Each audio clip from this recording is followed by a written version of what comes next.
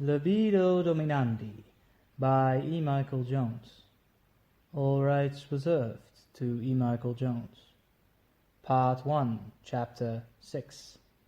London, 1812. On January the 1st, 1812, William Godwin received a letter from a young aristocrat by the name of Percy Bysshe Shelley.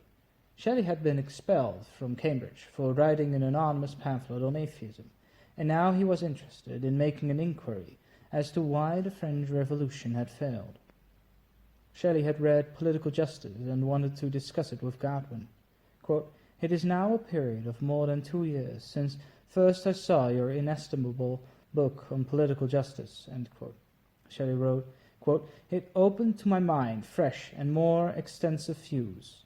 It materially influenced my character, and I rose from its perusal a wiser and better man. To you, as the regulator and former of my mind, I must ever look with real respect and veneration." End quote. Godwin was by now all but forgotten. The only time his name was mentioned was by way of denouncing one or the other deleterious effects of Jacobinism on the character of England, which was now ready for the final showdown with the Jacobine Empire and its Emperor Napoleon. Godwin, as a result, was in permanent financial straits, and so we can imagine him, upon reception of this letter, not only flattered by the attention of the younger generation, but also pleased by the prospect of some financial patronage. Shelley, for his part, had established a sexual trajectory at this point that was similar to that of his master. Reading Godwin as an impressionable teenager, Shelley denounced the institution of marriage in a letter to one of his female admirers as, quote, "an evil of immense and extensive magnitude." End quote. As a teenager, Shelley was, however, as libidinous as he was impressionable, and after falling under the spell of the 16-year-old friend of his sister's, Harriet Westbrook, who refused to comply with his free love schemes, Shelley decided, like his mentor Godwin, to chuck principle in favor of sexual gratification and get married anyway. When Shelley finally arrived at Godwin's door, it was as if the spirit of 1903 was made incarnate in the body of this frail and young and even younger-looking aristocrat.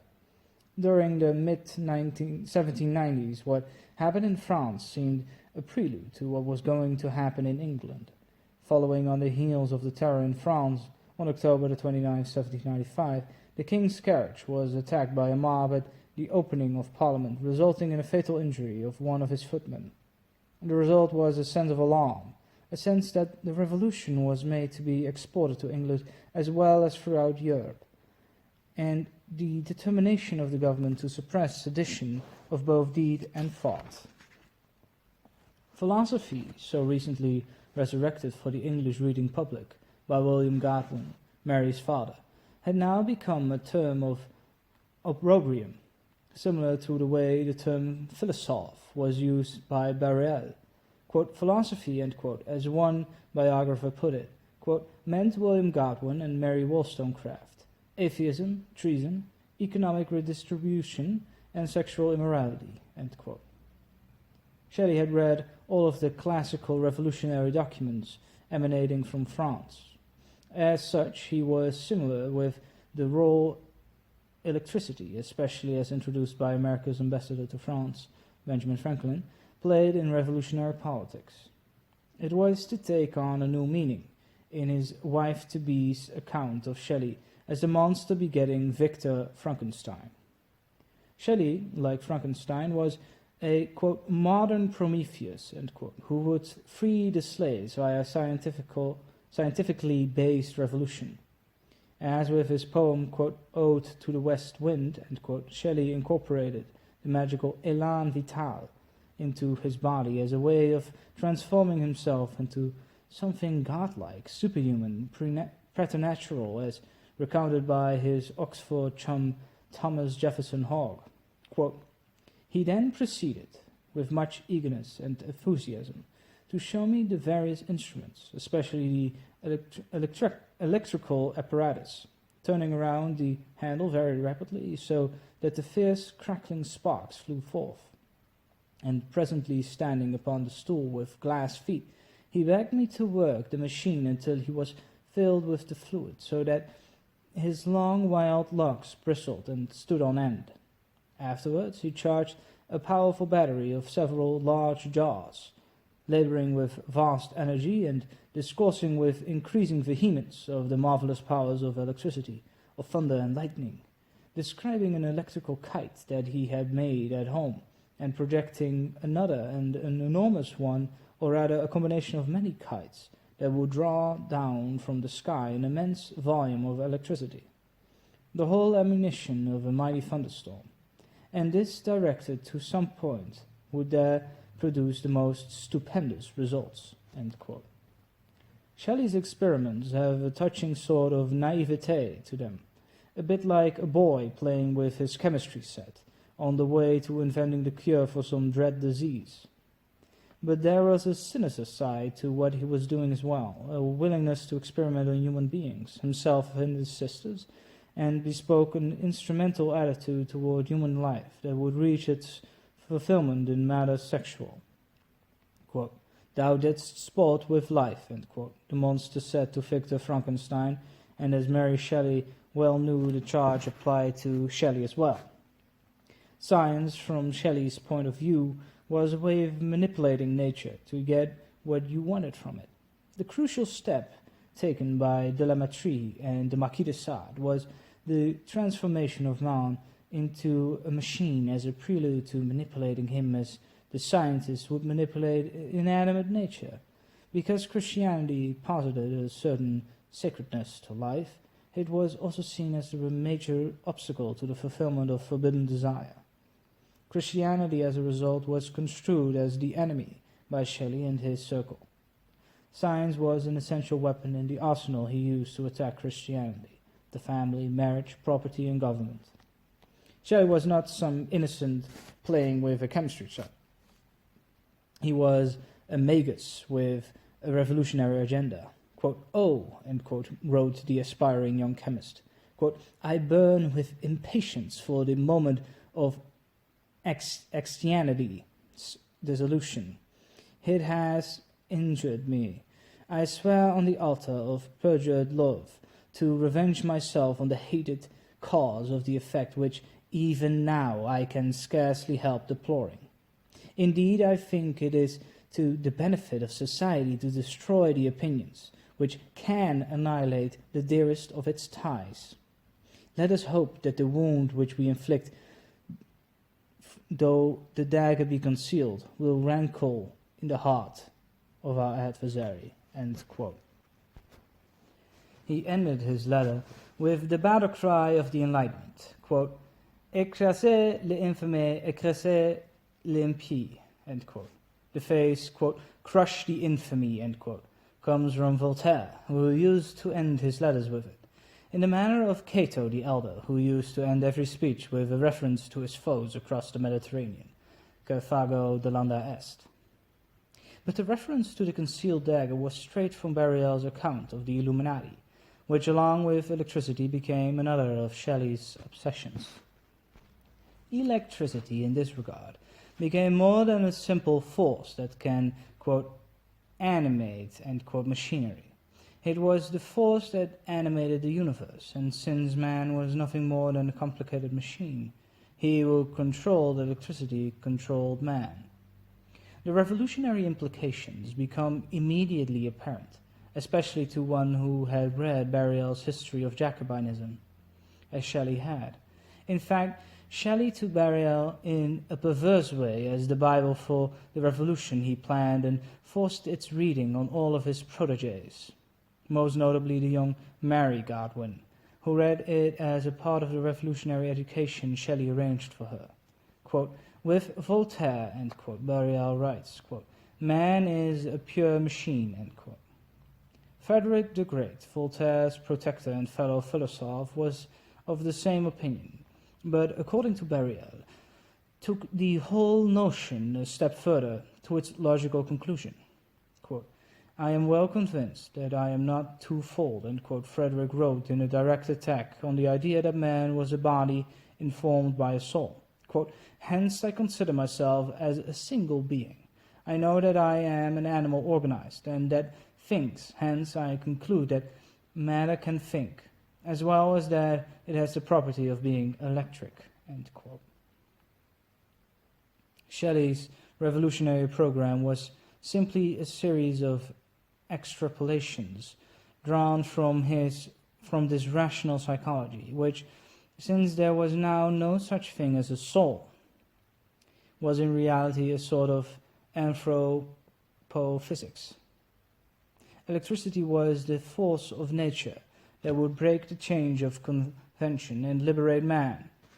The more Shelley became convinced that he was in possession of the secrets of nature, the more violent became his hatred of, unnatural, conventions like the family, the state, and religion, in particularly Christianity.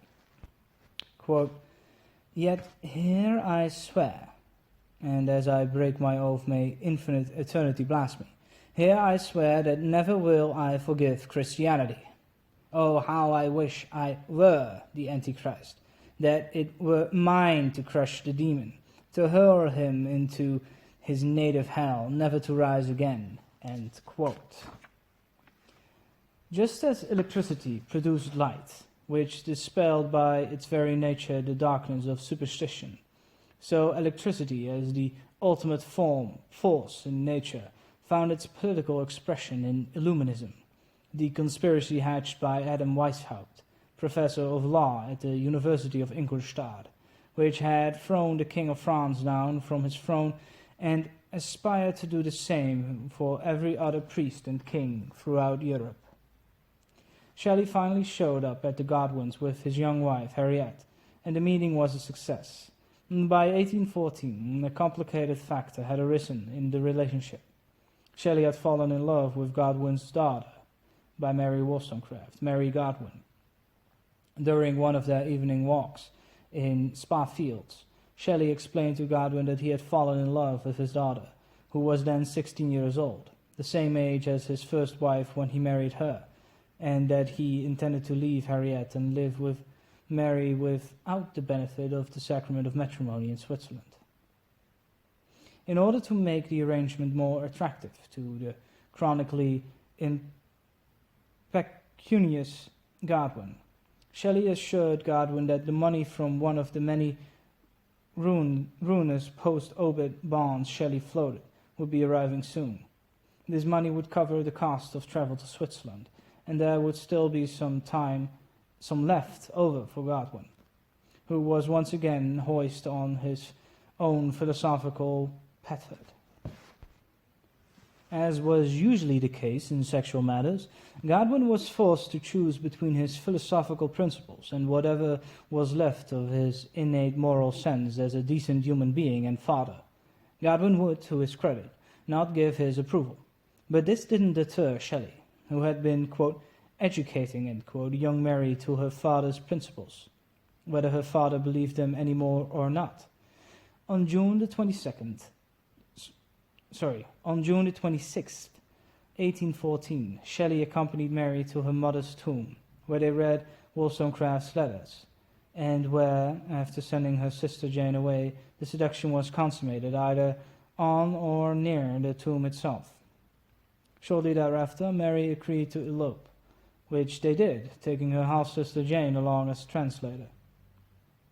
Shelley had become Mary Godwin's lover, but he would remain as before her educator as well.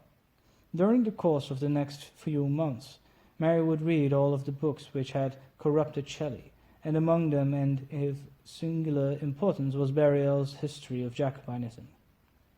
Shelley recommended the book, not because he agreed with the political views of the world's most famous anti-revolutionary Jesuit, but because the book gave the best account of the Illuminist conspiracy then extant, and as part of his political agenda, Shelley wanted to resurrect the Illuminati. Whether Abbe Barriel described Weishaupt's role in the French Revolution accurately or not is beside the point. It is Barriel's account which became normative for Shelley and Mary Godwin as they pondered it on their honeymoon journey down the Rhine past Schloss Frankenstein. Victor Frankenstein, like Weishaupt, was associated with the University of Ingolstadt, but studied medicine, not law.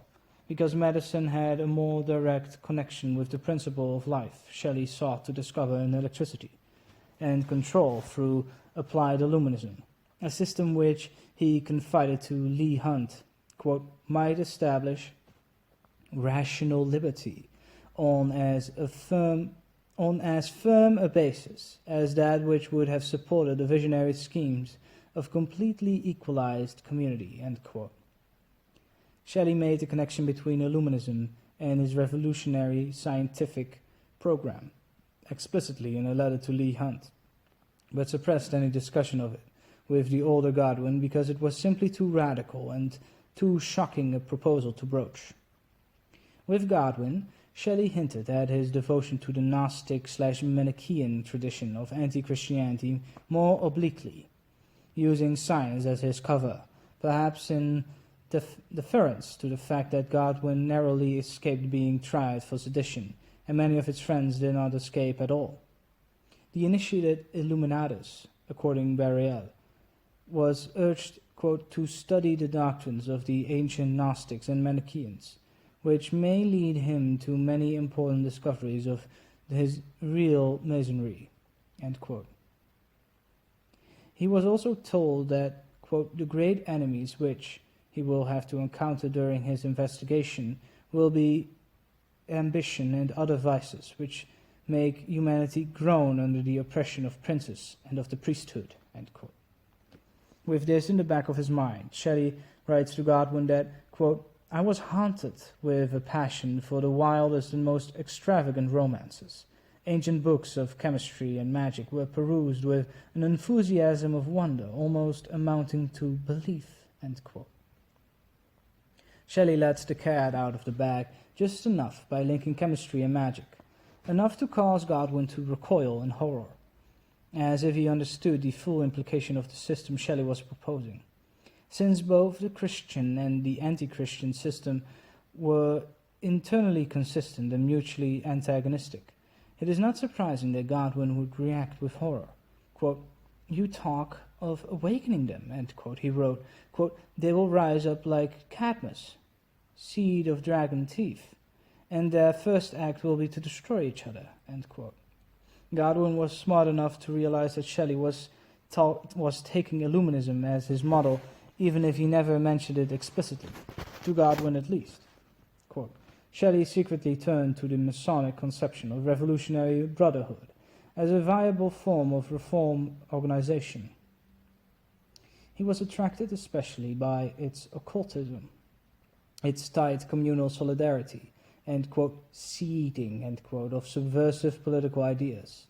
He never wrote of Illuminism to Godwin, who would have been appalled, but to Miss Hitchener, in the same letter, he recommended the authoritative book on the subject by the Abbé Barriel Memoirs Illustrating the History of Jacobinism, a translation in 4 volumes, 1797 to 98. Quote, to you who know how to distinguish truth, I recommend it, end quote, and big quote. What began with the discovery of electricity as a revolutionary élan vital and culminated in Illuminism as electric politics had its middle term, a series of connecting links with Shelley articulated in his philosophical poem, Queen Mab, a poem with a long revolutionary pedigree. Quote, besides reaching American radicals, it is known that the poem was influential in liberal and revolutionary circles on the continent, and the young Frederick Engels began a translation before the 1848 upheavals, end quote. When Mary and her half-sister Jane, soon to rename herself Claire, would take walks in the evening, Shelley, as part of his contribution to Mary's education, of course, would unfailingly join them, whereupon Jane would separate from the pair and allow them to pursue their conversations à deux, which Mary characterized as too metaphysical for Jane's untutored mind. As part of his education of Mary, Shelley began plying her with his thoughts, as expressed in Queen Mab, a compendium in verse of left-wing nostrums concerning everything from free love to vegetarianism. At this point in his life, Shelley was unsure whether he was being called, if that is the right term, to be a philosopher or a poet. After reading Queen Mab, Mary suggested poetry as his career path, perhaps because the philosophy was so derivative and derived chiefly from her father, as the poem's notes make clear.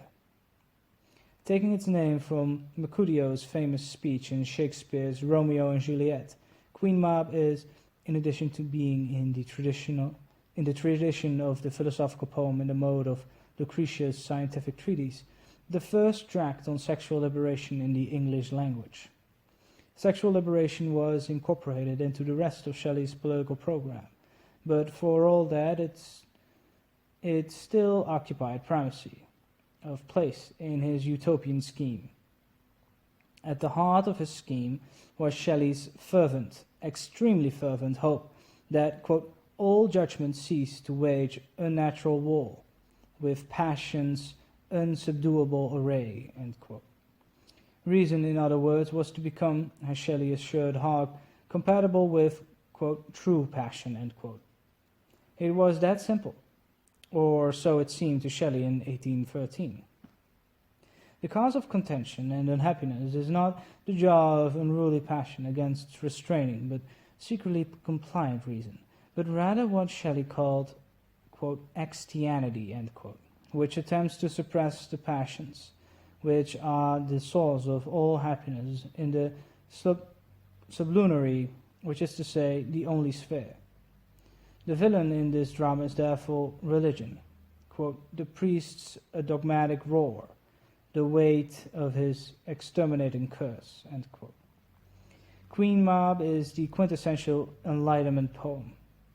All the poet has to do to achieve heaven on earth is defy priestly authority, keep his soul pure from, quote, the polluting woe of tyranny, end quote, which involves learning to, quote, prefer hell's freedom to the servitude of heaven, end quote.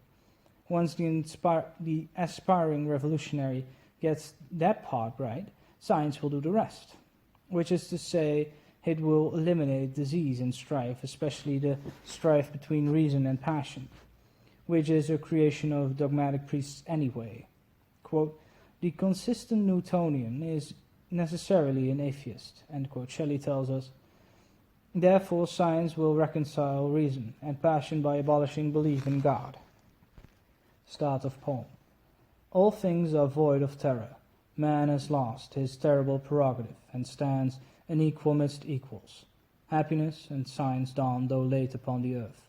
Peace cheers the mind, health renovates the frame. Disease and pleasure cease to mingle here. Reason and passion cease to combat there. Whilst each unfettered over the earth extend their all-subduing energies and wield the sceptre of a vast dominion there.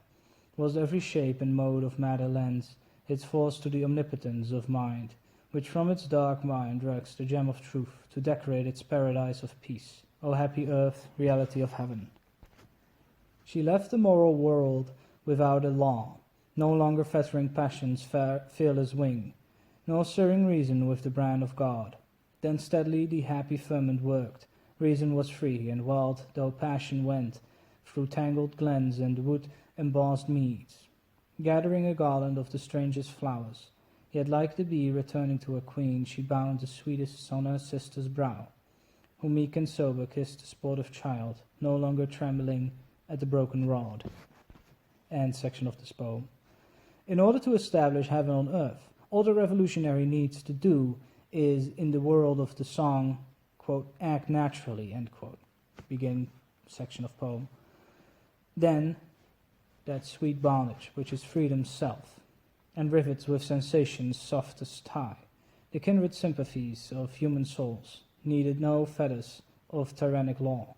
Those delicate and timid impulses in nature's primal modesty arose, and with undoubting confidence disclosed the growing longing of its dawning love, unchecked by dull and selfish chastity, that virtue of the cheaply virtuous, who pride themselves in senselessness and frost.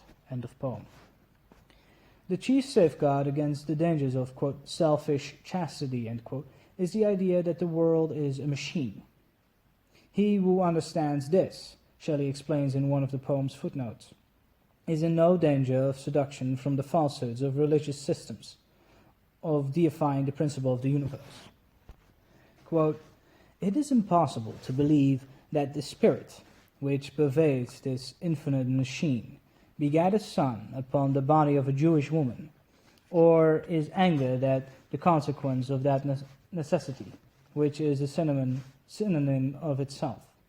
All that miserable tale of the devil and Eve, and an intercessor with the childish mummeries of the God of the Jews, is irreconcilable with the knowledge of the stars. The works of his fingers have borne witness against him." End quote. Since the universe is a machine, and man a machine as well, and woman, quote, "a machine for voluptuousness," end quote, as the Marquis de Sade put it, then marriage is simply the coupling of atoms in a molecule, and involves nothing more than their uncoupling and recoupling in a more congenial configuration.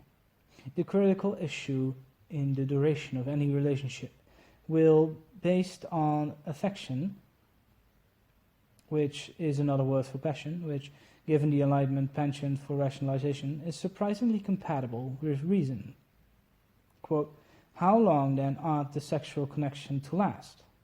What law ought to specify the extent of the grievance, which should limit its duration? A husband and wife are to continue so long united as they love each other. Any law which should bind them to cohabitation for one moment after the decay of their affection would be a most intolerable tyranny, and the most unworthy of toleration." End quote. Enlightenment morals become, therefore, a matter of calculation in just about every sense of the word. Quote, "The connection of the sexes," end quote, Shelley tells us, quote, "is so long sacred as it contributes to the comfort of the parties, and is naturally dissolved when its evils are greater than its benefits." End quote. Chastity is a, quote, "monkish and evangelical superstition, a greater foe to natural temperance even than an intellectual sensuality. It strikes at the root of all domestic happiness, and consigns more than half of the human race to misery, that some few may monopolize according to law.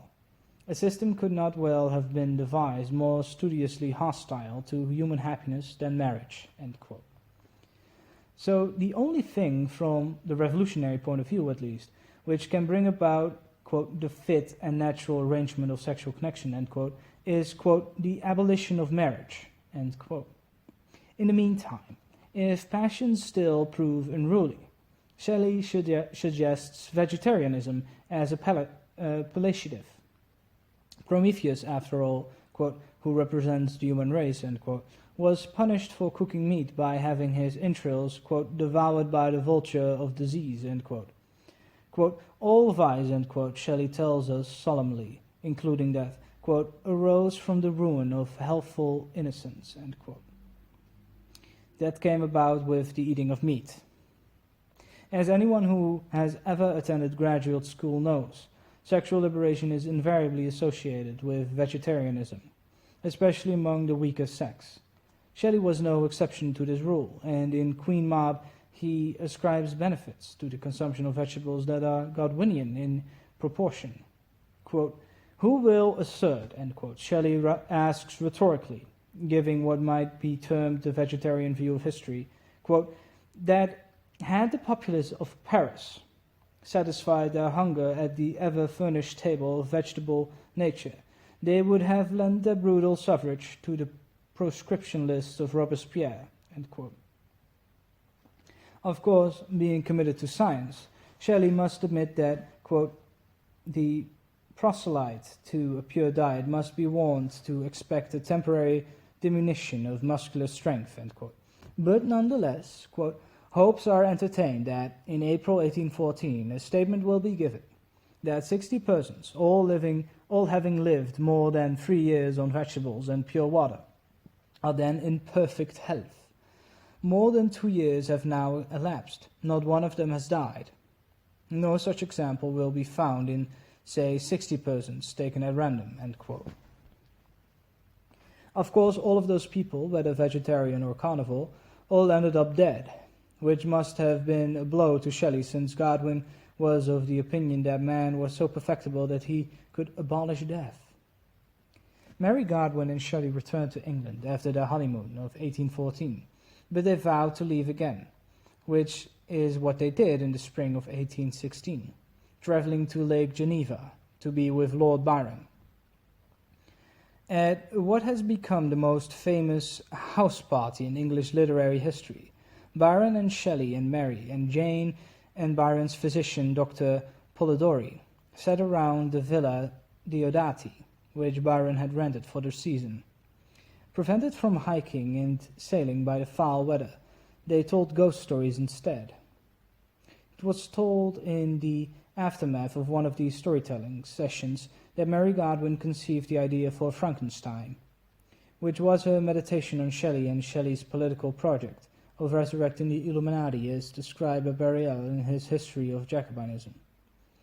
Shelley insisted that Mary read Barriel, which St. Clair claims they, quote, read not only as a history of why things had gone wrong, but in order to learn the mind of the enemy, end quote. Even if we concede this as their intention, it is not clear that intention has hegemony of a reality in psychic or literary matters. What matters is that in reading Barriel, Mary Godwin was confronted with the classical tradition of the West in both ethics and politics, as it applied to the particulars of the French Revolution in France, whose seculae the young trio had just witnessed firsthand on their honeymoon in 1814. Given the power of this explication in light of concrete instances that exceeded what both Barriel had described in 1797 and Burke had predicted 6 years earlier, it is difficult to imagine this lesson having no effect, especially having no effect on Mary Godwin. Barriel was in this regard the antitype of Godwin. By taking human action out of the Enlightenment matrix of pseudo-physics and resituating it in its ethical terms, Barriel achieved the congruity between microcosm and macrocosm, which the Godwinian system promised through Newtonian physics and then failed to deliver. In reading Barriel, Mary Godwin got the classical education in ethics and politics that her father had promised but never provided. In reading Barriel, Mary Godwin was confronted with the wisdom of the tradition her husband vowed to overthrow. The French Revolution, according to this reading, was not random molecules of social interaction, but rather, quote, similar to our passions and vices. It is generally known that misfortunes are the natural consequences of indulging them, and one would willingly avoid such consequences. But a faint-hearted resistance is made. Our passions and our vices soon triumph, and man is hurried away by them, end quote.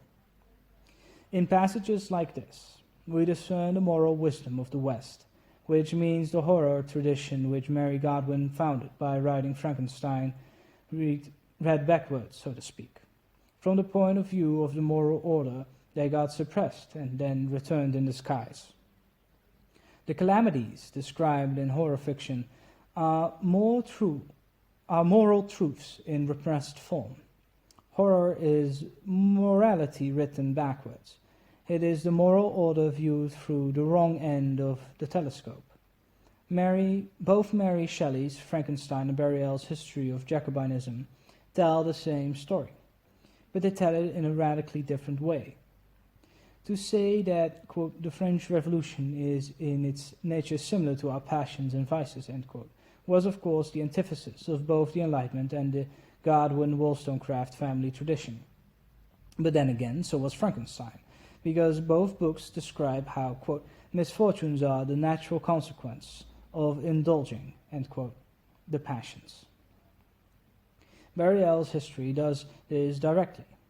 Frankenstein, like the rest of the horror tradition, does it by indirection. Barriel's book is a warning. Frankenstein is an expression of regret. It is full not of repentance but remorse. In this, It mirrored the mind of Mary Shelley, especially after the events of the fall of 1816 had left their indelible mark on her psyche. Mary Shelley could never repudiate her family's radicalism, nor could she admit that her participation in that radicalism was wrong. But on the other hand, she also could not deny that people had died because of her actions.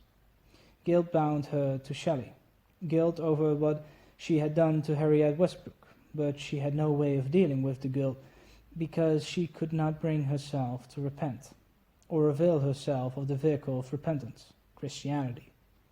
Mary Shelley couldn't go back to the old Godwinian radicalism, nor could she go forward to the Christian/classical tradition via repentance. So instead of repentance, she chose respectability as the antidote to the deadly radicalism proposed by her family. In many ways, the Victorian age was made for her. In many ways, she created the age by orchestrating Shelley's apotheosis into a Victorian angel from a higher sphere. Variel's significance in Mary's education at Shelley's hand lay in the alternative it provided to the Enlightenment philosophy. Variel's History of Jacobinism was not the only text that refuted the Enlightenment. The Shelleys reread Shakespeare too, but it was the one which did it most specifically in light of classical morals and classical politics, which was a function of the same morals. It also did it by using examples from the French Revolution, an event which Shelley wanted to resurrect in England according to Illuminist principles, by creating a network of terrorist Illuminist cells. At the heart of his project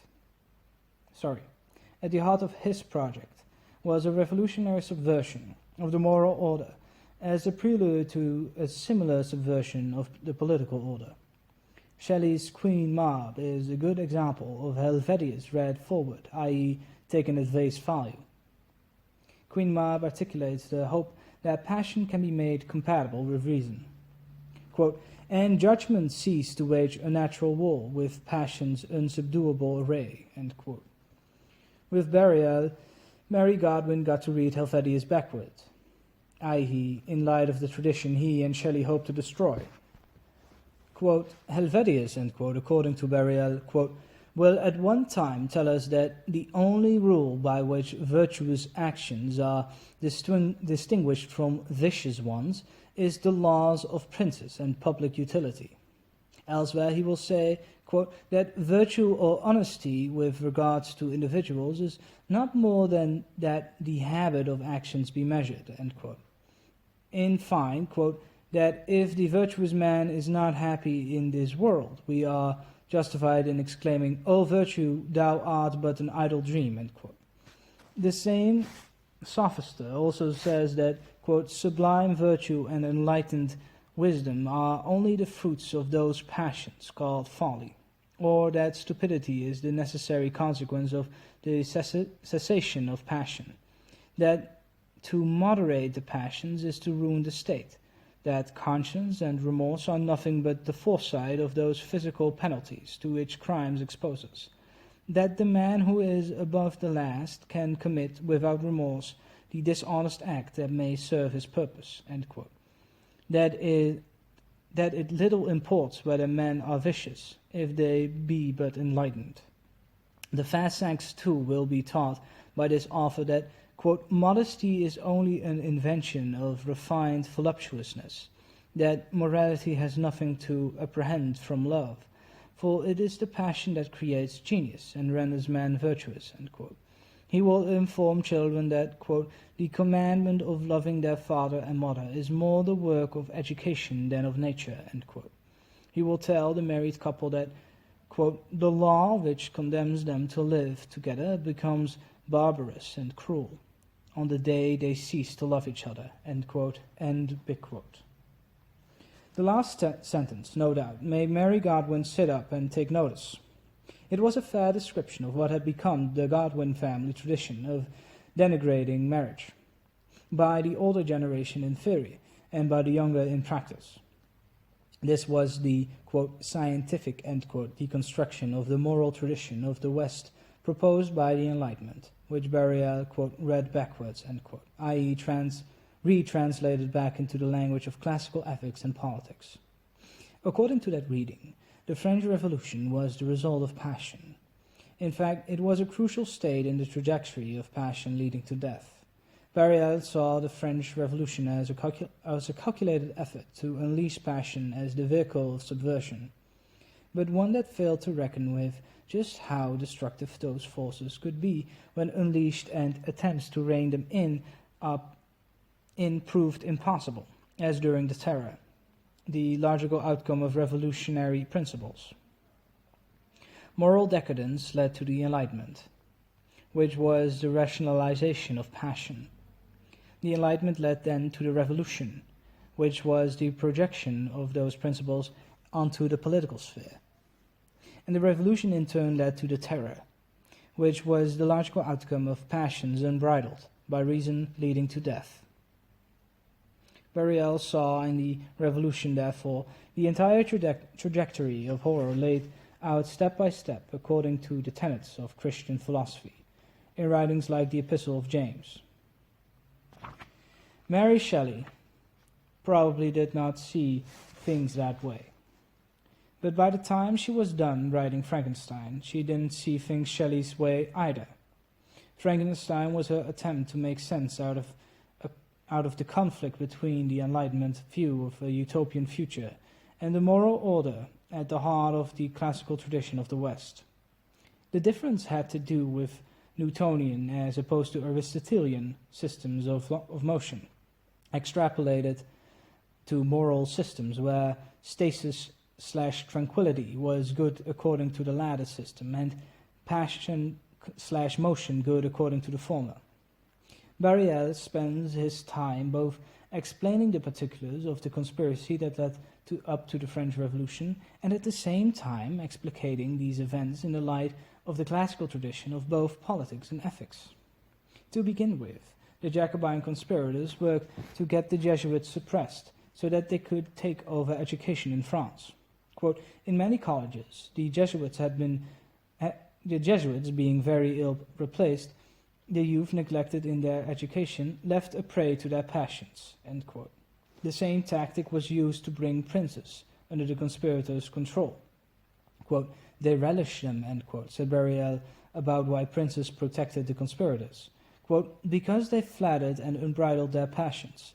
This was the first step towards the revolution, end quote. Subsequent steps follow the same trajectory. The French Revolution is in its nature similar to our passions and vices. It is generally known that misfortunes are the natural consequences of indulging them, and one would willingly avoid such consequences. But a faint-hearted resistance is made. Our passions and our vices soon triumph, and man is hurried away by them, end quote. Barriel was well aware of the Newtonian dimensions of the revolutionary universe he criticized, but he was careful to reanalyze the quasi-scientific transvaluation of values back into its classical components. Self-interest, according to the Enlightenment, was the human equivalent to gravity, the force which held everything in the universe together in dynamic motion. Just as the planets pursued their own way through the universe and thereby brought about a dynamic, harmonious whole, so those who pursued their own self-interests in this life would find their oftentimes selfish actions reconciled to harmony by some, quote, invisible hand, end quote, or other convenient fiction. That being granted, the immediate subsequent problem was to explain how things human would not degenerate into solipsism, selfishness, terror, and death, as Shakespeare had predicted in Ulysses' famous speech in Toila and Cressida. Adam Smith claimed that an, quote, invisible hand, end quote, would intervene and, as if automatically turn individual actions of selfishness into a big picture of compatibility with the common good. 20 years after Smith wrote those lines, France was given some indication that individual passions might not turn out so benignly after all.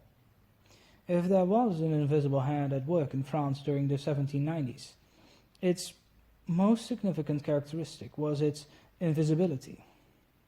Quote, "It was only a constructive revolt which the philosophers had desired," end quote. Lester Crocker writes, quote, "But they were unable to halt the dynamics of revolution, even as the man of 89 could not prevent the coming of 93, end quote. The trajectory from enlightenment to death had two salient characteristics. It was impossible to deny the consequences, and it was just as impossible, at least among those who deemed themselves progressive, to relinquish the illusion of, quote, liberation, end quote, which led to those consequences. Mary Shelley's Frankenstein was born out of her inability to resolve that contradiction. The potential of using vice as a form of control, as Barriel made clear, was part of human nature. Quote, "Any fool may attract the people to the theatre, but the eloquence of a Chrysostom is necessary to tear them from it. With equal talents, he who pleads for license and impiety will carry more weight than the most eloquent orator who vindicates the right of virtue and morality," end quote. Classical Christian writers had always realized that there was an asymmetry in social motivation. It was always easier to convince people to do what their passions were telling them to do anyway, rather than to convince them to resist in favor of some higher good. The act of persuading people to gratify illicit passion was known as pandering. It was the illusion of the Enlightenment, as illustrated in texts like Bernard Mandeville's Fable of the Bees, to see passion as the engine for prosperity. Weishaupt took the same idea and molded it to its own ends. Passion would not only be the cause of the Enlightenment, it would be its vehicle as well. Weishaupt was associated, like the fictional Victor Frankenstein, with the University of Ingolstadt. Frankenstein was a student of medicine and Weishaupt a professor of law. Mary Shelley got her image of Weishaupt from Barriel, who saw him as, quote, "an odious phenomenon in nature, an atheist void of remorse, a profound hypocrite, destitute of those superior talents which led to the vindication of truth. He is possessed of all that energy and ardor and vice which generates conspirators for impiety and anarchy. Shunning, like the ill-boding owl, the genial rays of the sun, he wraps around him the mantle of darkness, and history shall record of him, as of the evil spirit, only the black deeds which he planned or executed," end quote. Unlike Shelley, Weishaupt was not an aristocrat, but the rest of the description, including his nocturnal habits, corresponds uncannily to Hark's description of Shelley at Oxford. There are other similarities as well. Barriel tells us that, quote, "but a single trait of his private life has pierced the cloud in which he had enveloped himself," end quote, namely that he had incestuous relations with his sister-in-law, got her pregnant, and then tried to thwart the ensuing scandal by attempting unsuccessfully to abort the baby. Quote, "Incestuous sophister, it was the widow of his brother whom he seduced. Atrocious father, it was for the murder of his offspring that he solicited poison and a dagger. Execrable hypocrite, he implored, he conjured both art and friendship to destroy the innocent victim, the child whose birth must betray the morals of his father," end quote.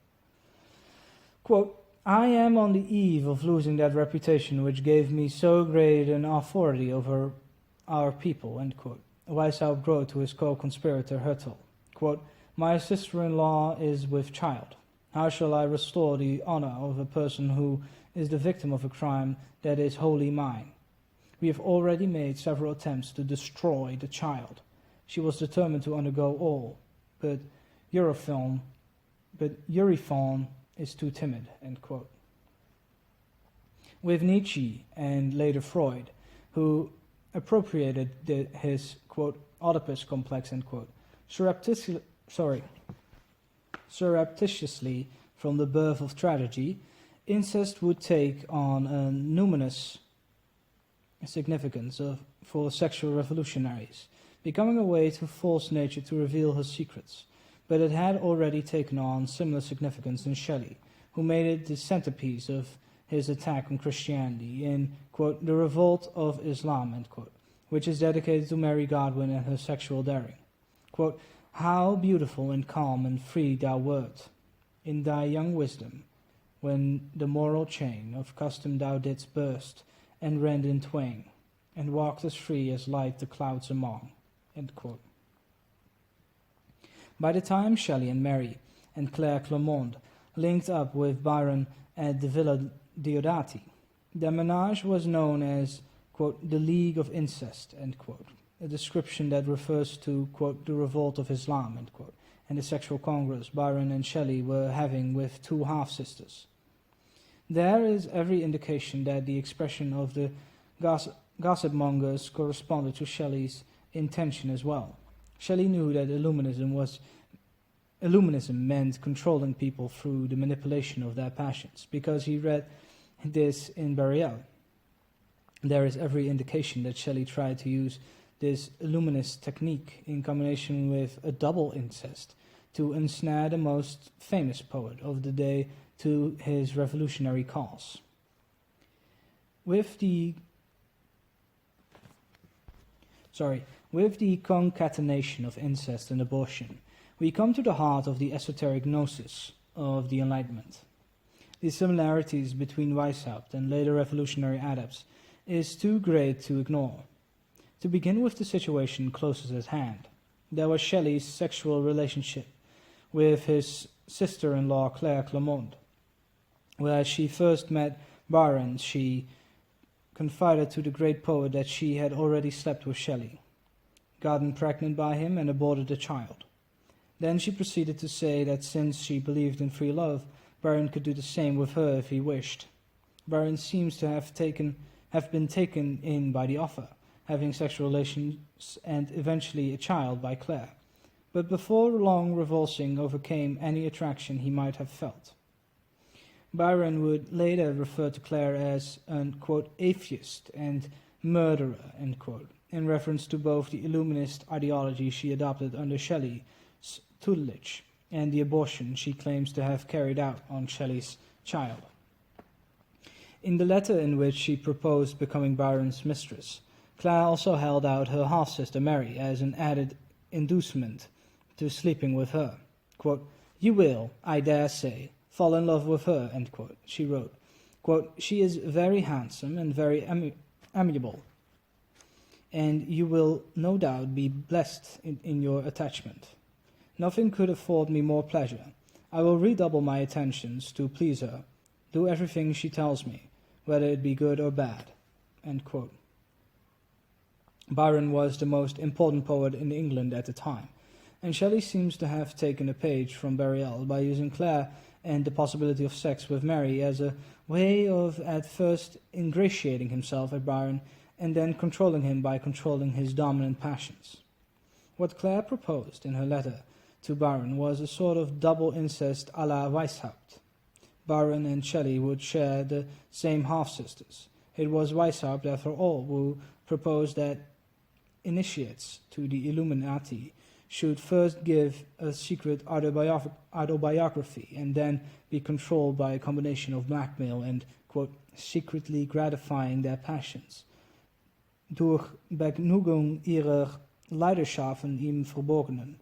And this association might moreover serve to gratify those brethren who had a turn for sensual pleasure, end quote. Byron was already notorious for his affairs with his half-sister Augusta. The possibility of sleeping with the same half-sister Shelley had slept with offered numerous possibilities. Based on the secret life of Adam Weishaupt, founder of the revolutionary cell Shelley hoped to resurrect as a prelude to Promethean upheavals, in the mode of the French Revolution. Shelley's poem about the French Revolution, the, quote, Revolt of Islam, end quote, originally had as its two main characters, Laun and Sifna, brother and sister, who engaged in incestuous sexual relations as a way of producing good occult/revolutionary juju. Incest, as a result of Weishaupt, took on numerous significance in the secret gnosis of global revolution. In The Birth of Tragedy, Nietzsche refers to, quote, the mother-wooing, riddle-solving Oedipus, end quote, who brings about, quote, through oracular and magical powers, the force of both present and future, the rigid law of individuation, as well as the magic of nature, are broken, end quote. Quote, the preconditioning cause, end quote, of domination of nature, Nietzsche tells us, quote, is the fact that beforehand the monstrous act against nature, something of the order of incest, my emphasis, must have taken place. And then how is one to force nature to reveal her secrets other than by victoriously going against her, that is, though an act contrary to nature? I see this recognition sketched out in that hideous trinity of Oedipus's fate. The same man who solves the riddle of nature, that double-edged sphinx, must also violate the most holy order of nature, as both parasite and spouse of his mother. Indeed, the meaning of the myth seems inescapable, that wisdom, and especially Dionysian wisdom, is an unnatural horror, and that the man who, through his knowledge, plunges nature into the abyss of annihilation, experiences in his own being the disintegration of nature. Quote, the point of wisdom turns against the wise. Wisdom is a crime against nature, end quote, end big quote. If the goal was the domination of nature through some violent unnatural act, as Nietzsche said, quote, wisdom is a crime against nature, end quote, then incest was the first step for the Gnostic revolutionary initiate, as well as a staple of English romantic poetry. The goal in each instance was to overturn the moral order, and thereby God's hegemony on earth. The esoteric understanding went a bit deeper, since the moral law is the only thing that guaranteed man's autonomy and inviolability. Man without morals was easily controlled, and those who broke the law in the first place were the most likely candidate for the controllers of mankind. It was precisely this system of control which emerged from Weishaupt's writings. In fact, Burial's reading of Weishaupt goes out of his way to explain the Illuminist cell as based on the arousal of systematic management of passion.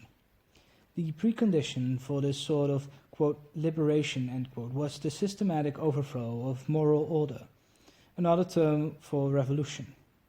It was to become the vehicle for revolution for the next 200 years. Shelley took Burial's reading of Weishaupt as his model for the revolutionary cell, and there is evidence that Byron was to be brought into this cell by seduction.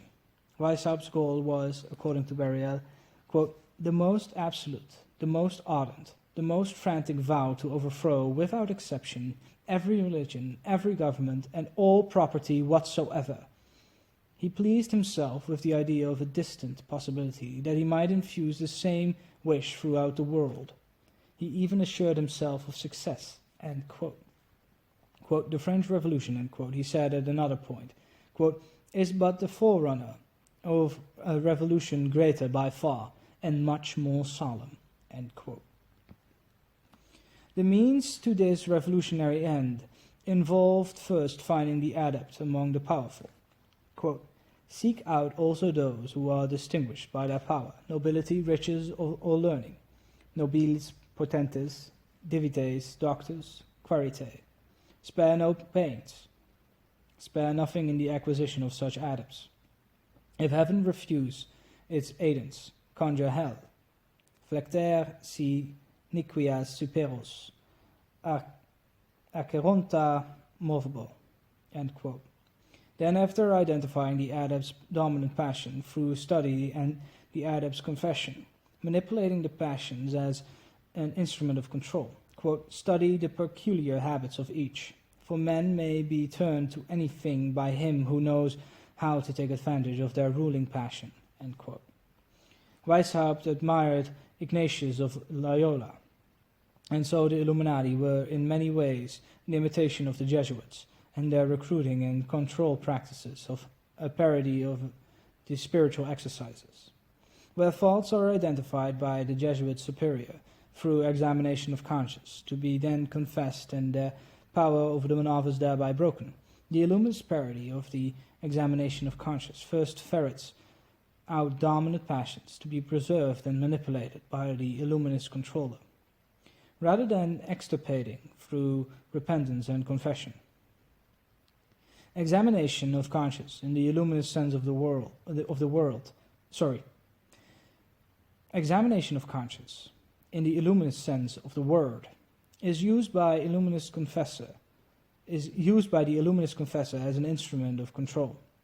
Once the adept has confided his vices to his superior as part of the initiation rite, his passions will be used as a way of controlling him. If he discovers the ploy and objects, his past sins will be used against him in the form of blackmail, and that many ways a demonic perversion of the seal of the confessional. Quote, "Study the peculiar habits of each, for men may be turned to anything by him who knows how to take advantage of their ruling passions." End quote. Quote, "Now I told him," end quote, Burial writes of the newly initiated Illuminatus, quote, "I defy him to hurt us. If he should wish to betray us, we have also his secrets." End quote. It would be in vain for the adept to attempt to dissimulate. He will soon find that the most secret circumstances of his life, those which he would most anxiously wish to hide, are known by the adepts. Burial maintains that the French Revolution happened after the French Masonic lodges became illuminized, i.e. taken over by Weishaupt's revolutionary cells. The interaction between the lodges and the Illuminati was, however, a two-way street. From the lodges, Weishaupt learned that the main, quote, advantage to be reaped from secret societies, end quote, was, quote, the arts of knowing men and governing them without constraint, end quote. The goal of the Illuminati was threefold, quote, to teach the adepts the art of knowing men, to conduct mankind to happiness, and to govern them without their perceiving it, end quote. In reality, all three goals involved the same thing: the release of passion and the subsequent control of those who had abdicated self-control through adherence to the moral order. Shelley, in other words, had a great plan. The only problem is that it didn't work. The culmination of the plan involved a séance at the Villa Diodati of the sort that used to unhinge Jane Clermont after Mary had gone to bed.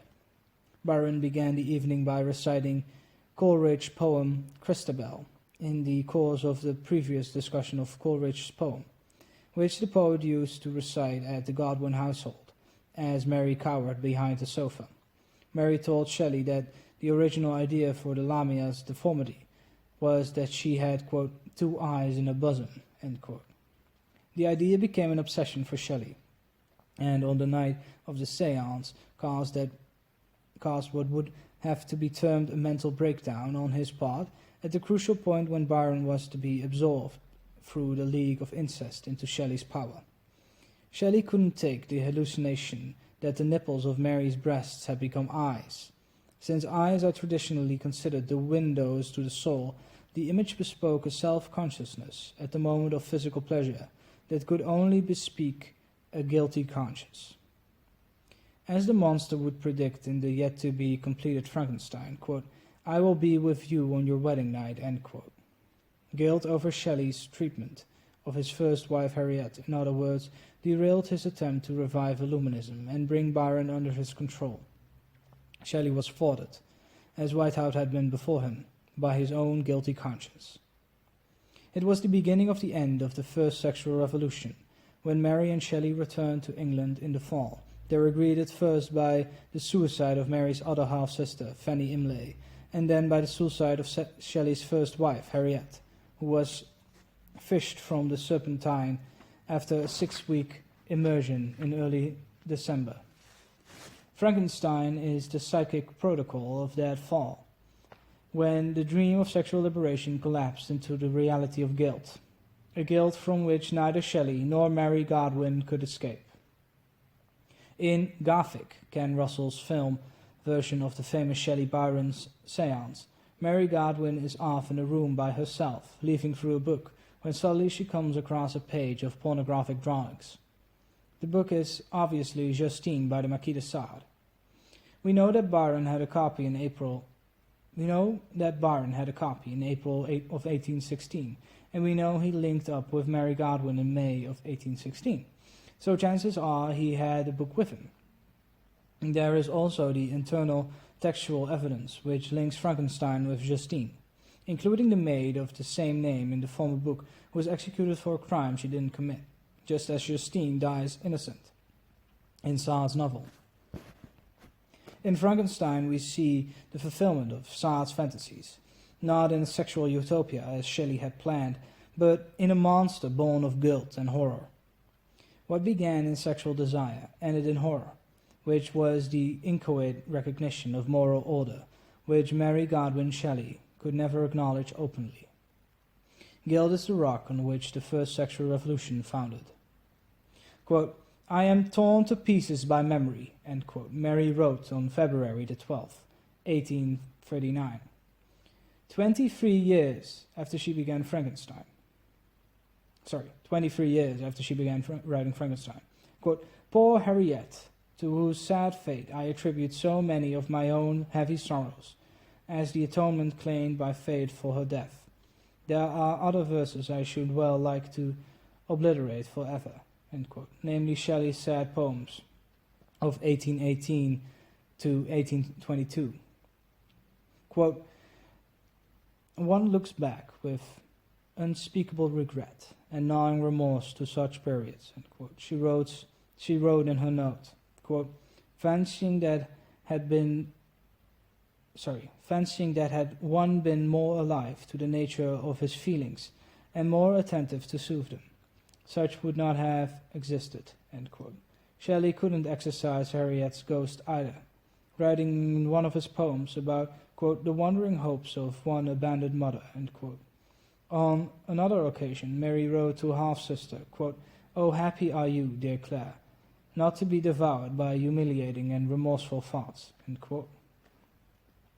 On July the 8th, 1822, Shelley set sail in the Gulf of Spezia in northwestern Italy with an American, John Williams, and their boat boy Charles Vivian.